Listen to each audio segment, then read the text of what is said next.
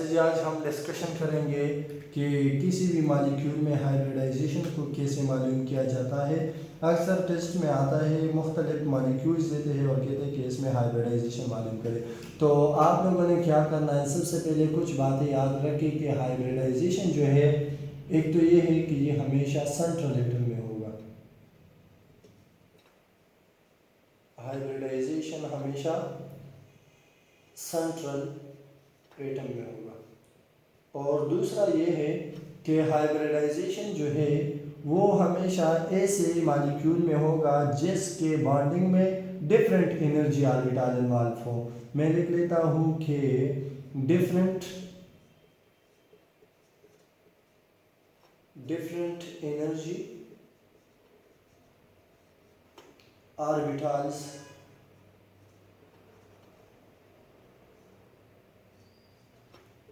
Involve in bonding. अगर same energy के orbital हो तो फिर हाइब्रिडाइजेशन नहीं होगा। डिफरेंट एनर्जी ऑर्बिटल का मतलब ये है कि एक ही वक्त अगर एस और पी इन्वॉल्व हो या एस पी डी इन्वॉल्व हो एक ही टाइम, तो फिर क्या होगा, फिर हाइब्रिडाइजेशन होगा, अदरवाइज हाइब्रिडाइजेशन उसमें नहीं होगा। ठीक है, तो इसके लिए जो फार्मूला लोग इस्तेमाल करते हैं या हम जो इसके लिए फार्मूला इस्तेमाल करते हैं तो वो इस तरह से करते हैं कि हाइब्रिडाइजेशन जो है वो बराबर होती है किसी भी एटम में। जब हम हाइब्रिडाइजेशन को फाइंड करते हैं तो हम लिखते हैं कि नंबर ऑफ एटम्स अटैच्ड, और ये नंबर ऑफ एटम्स किसके साथ अटैच होगी, ये सेंट्रल एटम के साथ। ठीक है, plus lone pair of electron,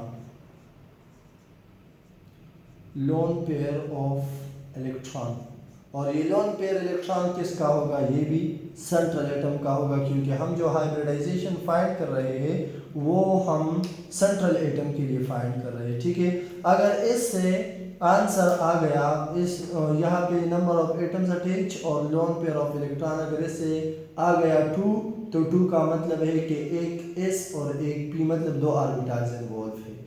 अगर आंसर आ गया 3 तो हाइब्रिडाइजेशन होगा sp2। इसी तरह से अगर आंसर आ गया 4 तो हाइब्रिडाइजेशन होगा sp3। अगर आंसर आ गया 5 तो हाइब्रिडाइजेशन होगा sp3d। अगर आंसर आ गया 6 तो हाइब्रिडाइजेशन होगा sp3d2, और 7 आ गया तो हाइब्रिडाइजेशन होगा sp3d3। 8 आ गया तो हाइब्रिडाइजेशन होगा sp3d4, और 9 आ गया तो हाइब्रिडाइजेशन होगा sp3d5। फिर इसके बाद f शुरू होता है, लेकिन वो बहुत ज़्यादा रेयर होते हैं, तो बस हम यहाँ तक ही पढ़ते हैं कि अगर आंसर इसी तरह से आते हैं तो मुख्तलिफ किस्म का हाइब्रिडाइजेशन मैंने लिखा है और ऑलरेडी हम वीडियोस में इससे पहले डिस्कस कर चुके हैं कि ये क्या चीज़ है। ठीक है, अब हम क्या करते हैं, एक एग्जांपल को लेते हैं कि लोन पेयर यानी कि हाइब्रिडाइजेशन को फाइंड करने के लिए 2 चीज़ों की ज़रूरत है। एक है लोन पेयर ऑफ इलेक्ट्रॉन, और दूसरा क्या है कि सेंट्रल एटम के साथ कितने नंबर ऑफ एटम्स अटैच है। तो ये 2 चीज़ें जो है ये हमें रिक्वायर्ड है। ठीक है, अब किसी एटम में बाज़ों का स्टूडेंट बहुत ज़्यादा कंफ्यूज होते हैं कि ये लोन पेयर का हमें कैसे पता चलेगा कि किसके साथ कितने लोन पेयर है। ठीक है, तो मैं एक एग्जांपल कर लेता हूँ कि फॉर एग्जांपल हमारे साथ है CH4, और रिक्वायर्ड ये है कि CH4 में सेंट्रल एटम का हाइब्रिडाइजेशन फाइंड करें। तो यहाँ पे अगर हम देख लें तो सेंट्रल एटम है कार्बन। तो आप लोगों ने क्या करना है, ये पीरियोडिक टेबल से मालूम करना है। पीरियोडिक टेबल में जब हम देख ले तो कार्बन बिलोंग करता है ग्रुप नंबर 4A से, ग्रुप 4A से।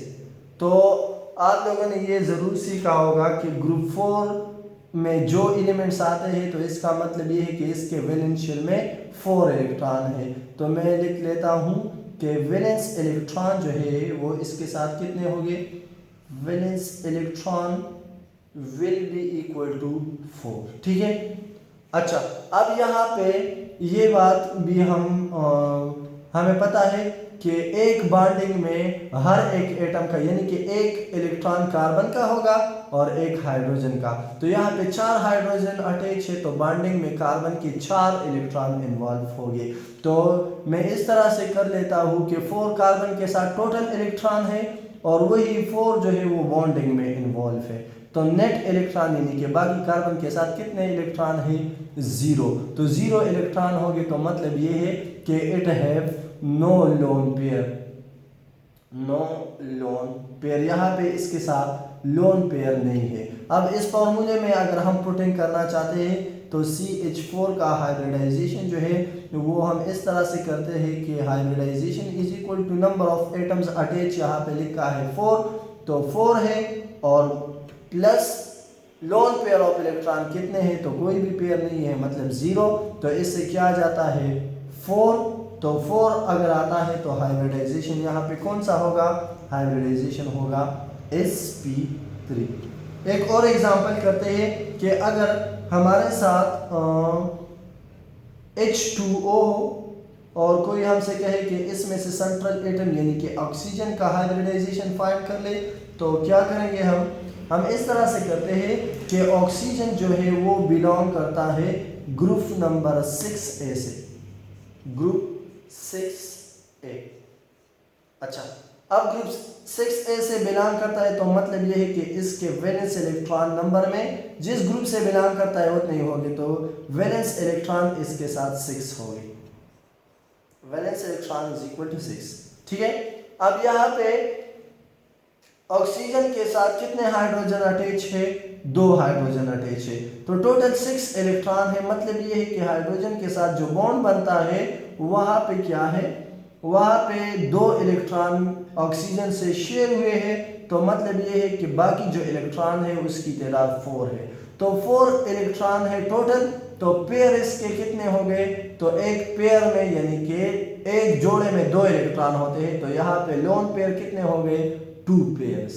ठीक है, तो यहाँ पे 2 लोन पेयर हो गए और वो बाकी क्या है? 2 बॉन्डिंग में इन्वॉल्व है। अब हम इस तरह से करते हैं कि फॉर्मूले में पुटिंग कर लेंगे कि hybridisation is equal to number of atoms attach, तो सेंट्रल एटम के साथ 2 एटम्स अटैच है तो मैं लिख लेता हूँ 2 और प्लस, तो प्लस लिख लेंगे और लोन पेयर ऑफ इलेक्ट्रॉन कितने हैं? 2 पेयर्स है तो 2 + 2 से आंसर आता है 4। तो इसका मतलब ये है कि यहाँ पे जो हाइब्रिडाइजेशन है वो कौन सा है? sp3 hybridisation. ठीक है, तो ये तो जनरल एग्जांपल थे और हमने एक फॉर्मूला पढ़ लिया कि कोई भी एटम अगर हम कोई भी मॉलिक्यूल हो उसमें हाइब्रिडाइजेशन किसी एटम का कैसे मालूम करते हैं? तो इस फार्मूले से।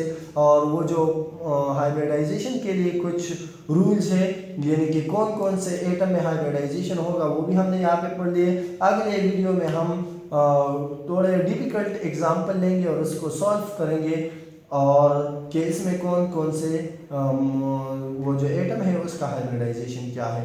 तो आज के लिए यही काफ़ी है। इंशाल्लाह सी यू इन नेक्स्ट वीडियो।